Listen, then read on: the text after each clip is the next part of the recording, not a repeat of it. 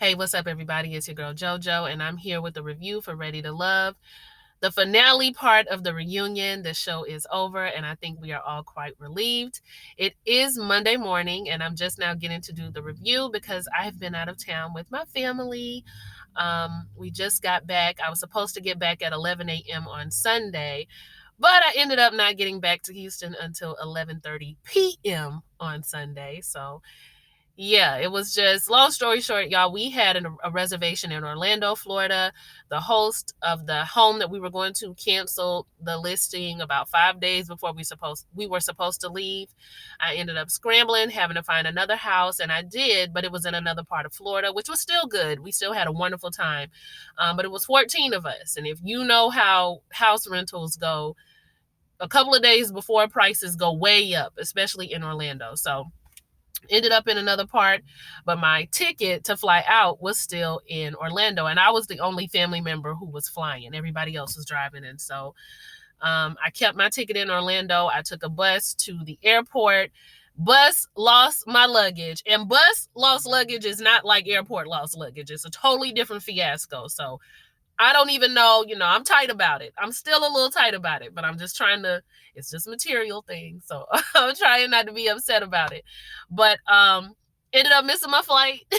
And the only flight they could put me on was a flight to San Antonio. And so I ended up having to take another bus to get to Houston. So quite an adventurous day. And the money don't sleep. I still got to get up and go to work. So I'm running a little behind, but child, I'm gonna get this video off because at least talking to y'all make me feel better for some reason. So we gonna talk. Let's start with good stuff. Let's start with Aisha and Mike. I am so glad those two got together. And I really hate that we didn't get to see a lot of the connections that were being formed. And I really think it's because these people were going to be eliminated from the show, so they didn't want to show those connections being made. Because then as the viewers, we were going to want them to stay, right? So I think I agree with a lot of people who are saying that maybe they should have eliminations. Excuse me, y'all. When you've been on buses, okay, you bound to get a little something from one of them. But I think that I agree with a lot of people when they say that maybe the show shouldn't do eliminations. Maybe instead we should just see kind of what happens with everybody, kind of see what connections are formed. And honestly, enough people self-eliminate where we could probably go without eliminations altogether. But maybe it would get too cutthroat. I don't know. But I would have loved to see the progression of their relationship. And you know what? Maybe the relationship wouldn't have progressed the way it had if it was on TV. So maybe it was good that these people left and were able to do it outside of the show. But nice to see them together. Nice to see them moving forward. They talking about going to couples counseling, and ain't even nothing wrong, according to Mike. But it's a whole bunch of boo and baby. I love this woman. We are blending our lives together. They have a lot to look forward to. It's just a beautiful relationship. They also touched on how Aisha was being called a thirst bucket for doing the same thing that everybody else was doing. And even Kimber brought it up. When we're out here and we're trying to make these connections and we're trying to do what we need to do like y'all are, we get called thirsty. We get called hoes. There's a double standard when we're just trying to get to know each other the way that y'all are trying to get to know us. And there is that double standard there. And we've talked about it. And I think that is something that can be worked on in the show. We tend to tell Will our problems and Will tries to fix them. But this show, there's still a few more things that could be worked out. I think a woman coach would still be great, but maybe we're not going to get that because we've said it enough. Anyway, moving on. The person that was actually married or in a serious relationship before they came to the show was actually John. So it wasn't the blow up that we thought it was going to be. John was with somebody before he came because now John is married, and the show just went off.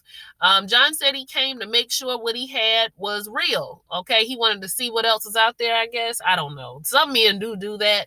But I think John was probably like everybody else, just trying to get his name and his face out there. He probably wants to act along with several other members of the cast. And so he thought that would be a good opportunity. Old girl probably was with it. They probably was tag teaming together and whatever. But John got eliminated early, so it doesn't even really matter that he was married or what have you.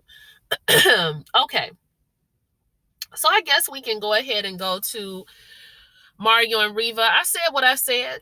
I still feel the way that I feel, but I thank you all because you all give me good perspectives. You give me different ways to see things that maybe I wouldn't have thought of before. You pull out other stuff, and that is why I love y'all, and that's why I like to get down in the comments, and I like when we go back and forth and have dialogue. That is respectful. If I see you being disrespectful to somebody, I don't care if you do it to me, but if I see you doing it to somebody else, I am going to remove your comment because I don't feel like there's any reason why we should speak to each other that way. Like, let's just all be cool and have a difference of opinion. Shout out to Dr. Lovey, who always comments on all of my videos, always has good words of wisdom. She actually talked a lot about the whole Mario and Reba thing and how she couldn't understand why people were that upset. See, I like Dr. Lovey because Dr. Lovey is just like, she old school. She believes we need to get back to the values of the old school values of dating anyway, and courting and companionship. So I love her for that anyway. But and I hope it's a she. I'm pretty sure it is. But yeah, I love her for that anyway. But I went back and thought about it, and I'm still not changing my stance. However, what I will say is the person that I really need to be looking at is not so much the women, but really Mario, who could have been direct from the very beginning that he did not want Tani, that it was not working out, that he had already tried, and that he was really interested in somebody else. Because the way that he spoke, it sounded like he was always more interested in Reba, even though he was giving more of his attention to Tandi. So I don't know if Tani just had a look that he felt like was going to work better for him in the competition. I have no idea what Mario's end game was, but it's all about communication. It's all about being honest. And I think Alexis made a good point during the reunion. She said, when is being honest with somebody being disrespectful? You know, and even though your feelings are going to be hurt, I think that's where men get it confused, because our feelings are hurt. You feel like you're disrespecting us. Well, our feelings are going to be hurt whether you lie to us or tell us the truth. So just go ahead and hurt the feelings and have some integrity about yourself, knowing that you kept it real with me. You know, it's all about your integrity at the end of the day, and you need to be able to have that. So I'm not changing my stance, but I got where Dr. Lovey was coming from. I got where she was talking about how we just need to be careful with when we date men. Don't just automatically give them our bodies, going into situations and just, you know, not really having the best expectations, knowing when to bow out gracefully, you know, just getting back to the stuff that we used to do and that we used to value in dating, and even, you know, eventually onto the steps of marriage. I just like a lot of the comments that she brings to the table. So shout out to you, girl. I really appreciate, excuse me, not girl. Shout out to you. I really, really appreciate it.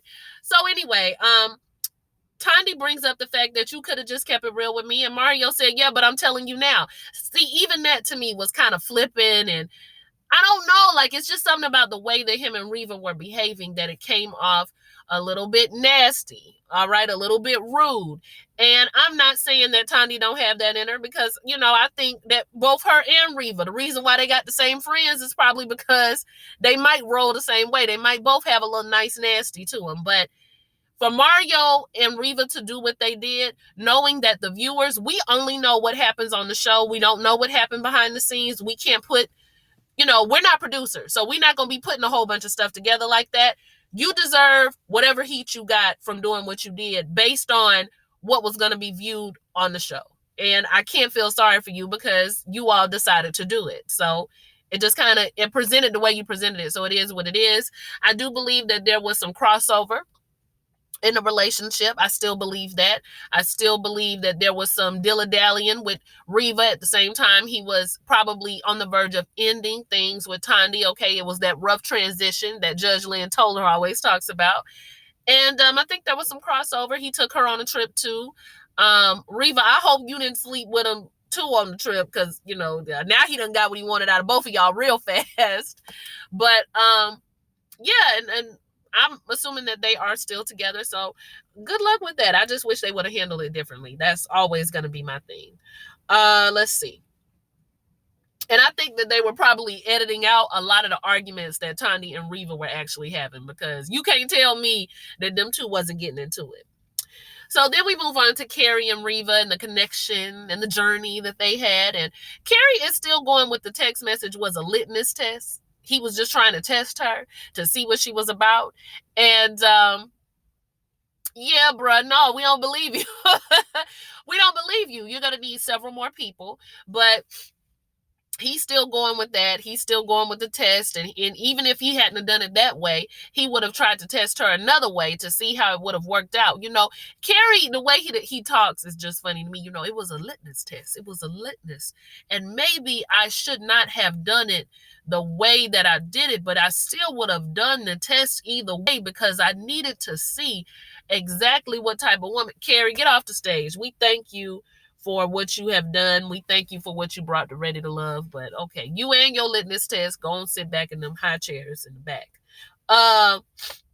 Moving on. Sorry, y'all. So rude. London, Britt, Alexis, and Divine. I don't know what Divine's end game is at this point, but we're going to talk more about it.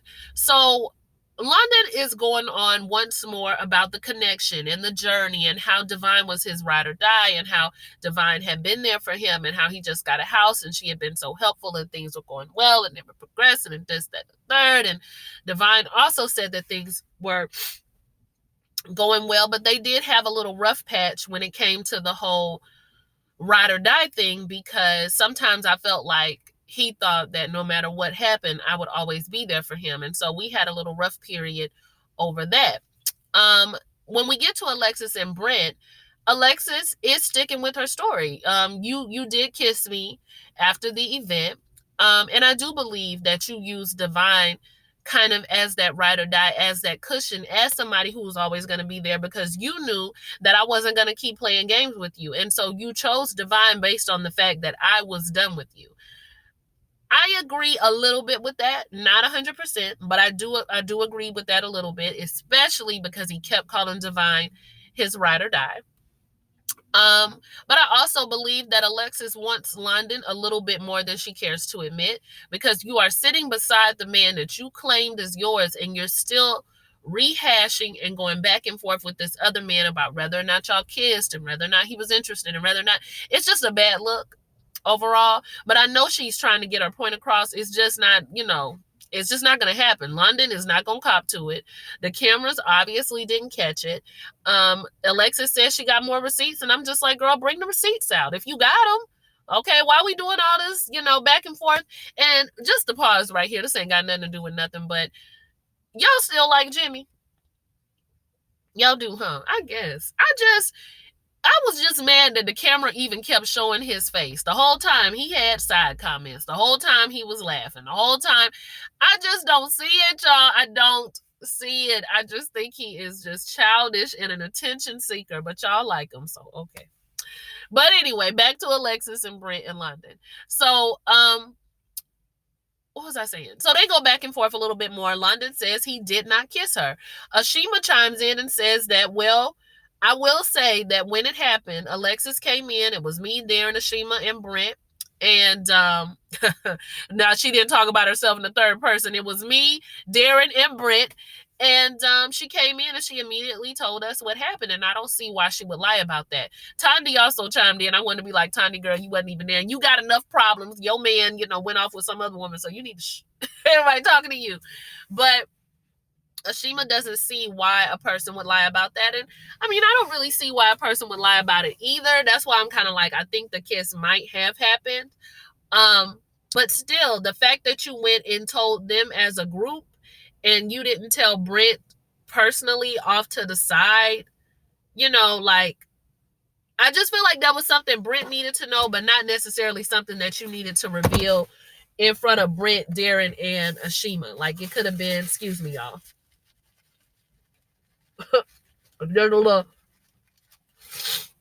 Just a little dab. It wasn't a full wipe. But I felt like that was something that you could have revealed just to him personally, maybe. So yeah, I don't know. Maybe they also spoke personally about it, and then she told Darren and Ashima and told everybody as a group. I don't know. But either way, Ashima doesn't see why she would have lied about that. And she believes Alexis. London is still sticking with the story. I didn't kiss her. Nothing happened between us, and he wants Divine and Divine only. Yeah, I mean, he's just gonna stick with it, y'all. And Alexis was looking more and more heated, more and more bothered. Finally, she tells us about Brent, who has just been sitting there watching everybody go back and forth and not hearing his name come up one time. And so somebody asks, are her and Brent dating? Actually, it was Christina. And now, Christina, girl, for you to be one of the first people eliminated, you also were in the sauce a good little bit. You know, you also had your share of side comments. But okay, girl, you did ask the question we wanted to know. Are y'all together? And Brent says we're dating. Alexis says, you know, we're not putting pressure on each other. We're not doing titles. We're good. We're good. We're okay with where we are. We're not just putting that kind of pressure on one another. I said, girl, you've been sitting up here doing all this arguing with another man that is not yours. You're sitting next to this man. He's obviously uncomfortable. You obviously have not gotten your story together as to whether or not y'all are together or not. And it sounds like you guys are not. And then y'all gonna mumble, we'll talk later, like y'all don't have on mics. So I don't think they're together. I think that Brent is really bothered by the fact that Alexis keeps going.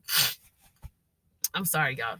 That Alexis keeps going on and on about this. So whatever, y'all. They're not together, if you ask me. Alexis and Divine have like this sister girl moment in the back where they talked about how they was gonna keep it classy and they give each other a hug. Child, it wouldn't surprise me if Divine and London was no longer together and Divine and Alexis was friends now, because I've heard that they've been seen together.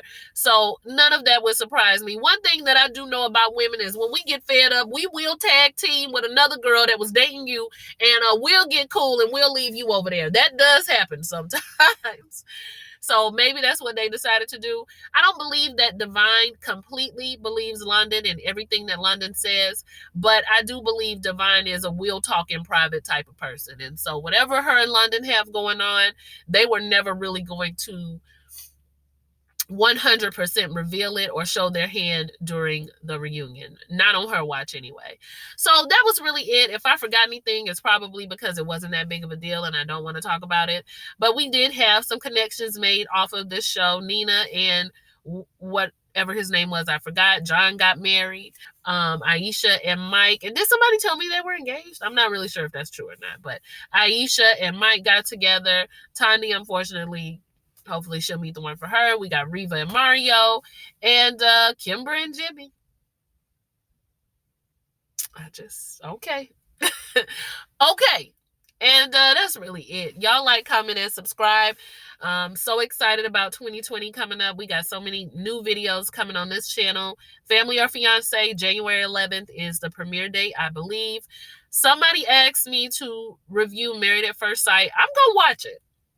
I'm going to watch the season that came on previously, and then I'm going to check out when the new season comes on, and then we will go from there, or the new couple comes on, and we will go from there, and we'll see if we can review it.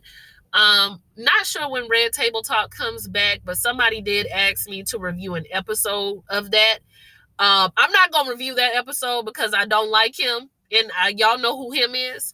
But I will review a different episode, and when their new season starts to come out. What else? Zodiac stuff is still coming up. We got a lot of stuff coming down the pipeline, and I have another special video to do. So yeah, y'all give me a few days to just get myself together, and we will be back on and strong for 2020. So if I don't talk to y'all before then, have a happy new year. Yes, I've seen Melody and Martell Holt showing out on the Instagram. Yes, I will probably do a video on it, but it'll be after everything plays out. I want to see how it plays out first, and then I'll do a video. So like, comment, and subscribe, and I'll see y'all soon. Thanks for watching. Bye.